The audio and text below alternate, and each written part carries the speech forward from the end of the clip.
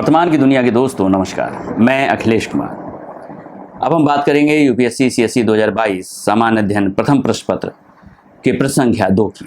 यह प्रश्न है, अधिकांश भारतीय सिपाहियों वाली ईस्ट इंडिया कंपनी की सेना क्यों तत्कालीन भारतीय शासकों की संख्या बल में अधिक और बेहतर सुसज्जित सेना से लगातार जीतती रही? कारण बताइए। 150 शब्द में उत्तर दें। यह प्रश्न इतिहास का सामान्य अध्ययन करने वाले किसी भी छात्र के लिए एक सामान्य प्रश्न है।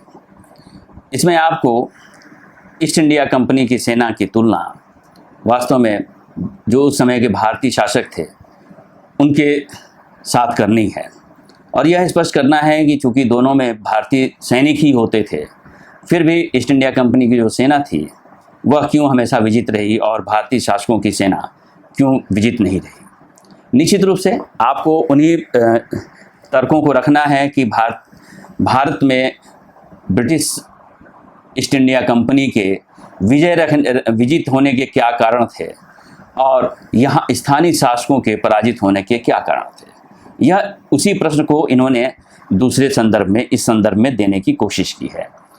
मैंने इस प्रश्न को ऐसे लिखा है, भारतीय शासकों की सत्ता का आधार सेना थी। सभी सेवाएं सैनिक सेवाएं थीं, क्योंकि सैनिक व सैनिक कर्मचारियों में कोई भेद नहीं था।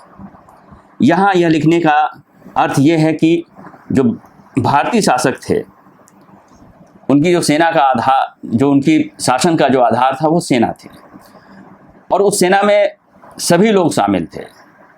इसका कोई मतलब नहीं था कि कोई सैनिक है या नहीं है, वो किसी भी क्षेत्र का, वो गैर सैनिक भी है, अगर वह कर संग्रह का भी काम करता है तो भी वह सैनिक था। यानी सेना का जो पूरा कॉन्सेप्ट होता है, उसका जो अनुशासन होता है, उसकी जो तैयारी होती है, वह भारतीय शासकों ने अपने सेना के साथ नहीं बनाई, और इसलिए जो भी सैनिक था या गैर सैनिक कर्मचारी था वह सारे के सारे सेना के पार्ट थे। और इस तरह से यह जो उनकी सेना थी वह लाखों की संख्या में होने के बावजूद भी एक भीड़ के मामले के अधिक कुछ नहीं होती थी। यानी एक चलता फिरता शहर होती थी, इसके अलावा उस सेना का कोई मतलब नहीं होता था। सभी सेवाएं सैनिक सेवाएं थीं, क्योंकि सैनिक व सैनिक कर्मचारियों में कोई भेद नहीं था। ये सेनाएं मनसबदारों और सामंतों द्वारा गठित होती थी। यहाँ यह भी स्पष्ट है कि जो मनसबदार थे, सेनाओं की जो नियुक्ति होती थी या सेनाओं का जो चयन होता था या जो सेनाओं का जो तैयारी होती थी वह केंद्रीय सत्ता की ओर से नहीं होकर बल्कि मनसबदारों के जरिए होती थी। मनसबदार एक तरह के सामंत थे और अपना अलग अलग क्षेत्रों में वह केंद्रीय सत्ता को सैन्य सुविधाएं मुहैया कराते थे, सैन्य सुविधाएं प्रदान करते थे। और इसलिए जिस सेना को वो तैयार करते थे उस सेना के सैनिक उन्हीं के प्रति समर्पित होते थे, न कि केंद्रीय सत्ता के प्रति समर्पित होते थे। इसके अलावा उन सैनिकों में जातीय श्रेष्ठता का भी भाव होता था, नस्लीय श्रेष्ठता का भी भाव होता था, और ये सारे के सारे भाव अपने मनसबदार के परिप्रेक्ष्य में होता था, न कि केंद्रीय सत्ता के परिप्रेक्ष्य में होता था। और निश्चित रूप से जब इतने टुकड़ों में अलग अलग क्षेत्रों में मनसबदार थे, इसलिए इन सेनाओं की जो ट्रेनिंग थी वह भी उन्हीं अलग अलग तरीके से होती थी। किसी एकल ट्रेनिंग का हिस्सा ये सारे सैनिक नहीं होते थे, और इसके चलते इनमें जो एकता का भाव होना चाहिए वह एकता का भाव नहीं होता था।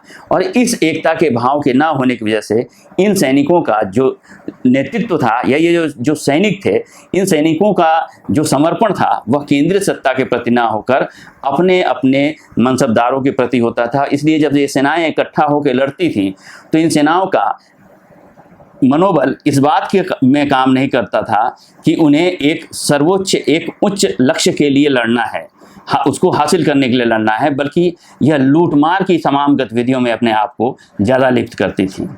इसी संदर्भ में है कि इसलिए सैनिक केंद्रीय सत्ता की जगह इनके प्रति समर्पित होते थे, मनसबदारों के प्रति।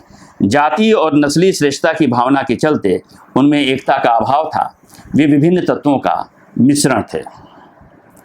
इसलिए वह उच्च सैनिक सिद्धांतों की अपेक्षा लूटमार की भावना से ज़्यादा प्रेरित रहते थे। उनके युद्ध कौशल में भी विभिन्नता थी, उनमें गतिशीलता की कमी थी, अधिकांश भाड़े के सैनिक थे और प्रशासनिक अव्यवस्था, शासकों की अदूरदर्शिता और वित्तीय साधनों की कमी के चलते उनका आधुनिकीकरण संभव नहीं हो सका था। यह तो थी भारतीय शासकों की जो सेना थी उसकी खूबियाँ। और अब ईस्ट इंडिया कंपनी की सेना के बारे में भी हम बात कर लें। दूसरी ओर ईस्ट इंडिया कंपनी की सेना भारतीय सिपाहियों की सेना होने के बावजूद उच्च आर्थिक व्यवस्था और प्रौद्योगिकी से प्रभावित थी। उनकी सैनिक श्रेष्ठता, सैन्य तकनीक, रणकौशल में निपुणता, उनका अनुशासन, कार्यकुशल नेतृत्व तथा सैनिक अनुशासन और अंग्रेजी जलशक्ति की सर्वोच्चता का किसी के पास कोई जवाब नहीं था। यही कंपनी की सेना के लगातार जीत के कारण थे। इसी संदर्भ में इस प्रश्न को आपको हल करना होगा। शुक्रिया। अगर वर्तमान की यह पहल आपको पसंद आई हो तो हमारे वीडियो को लाइक करें और चैनल को सब्सक्राइब करें। शुक्रिया।